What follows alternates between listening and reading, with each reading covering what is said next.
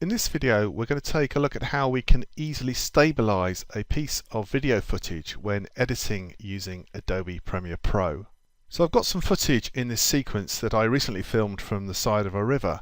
and at the time the only camera I had was my smartphone and I didn't have any way of effectively stabilizing my camera, no rig or anything like that, so consequently some of my footage is a little bit shaky. Now that shouldn't be a problem as long as it's not too shaky, of course, because there is a really neat effect in Premiere Pro that we can use to stabilize any shaky footage, and that is the warp stabilizer. So to apply this effect I'm going to come over to the effects menu,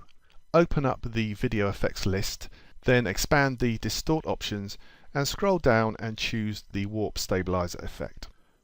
Then I simply drag that onto the clip that I want to stabilize and wait a while for the warp stabilizer effect to analyze the footage,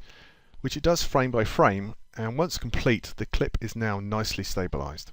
If I play the clip through again, you can see how the shaky motion that was there before has now gone and the camera movement is much smoother. Okay, let's just take a quick look at some of the warp stabilizer settings and see how this particular effect works. If I set the smoothness method to position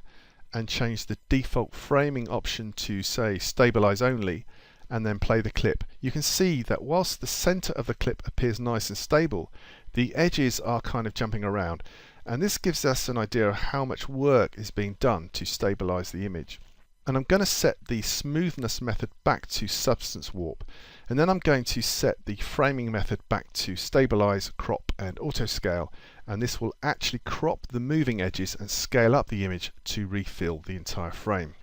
So if I scrub through the clip again and toggle on and off the sequence effect, you can see how well my original shaky footage has been stabilized using the warp stabilizer effect.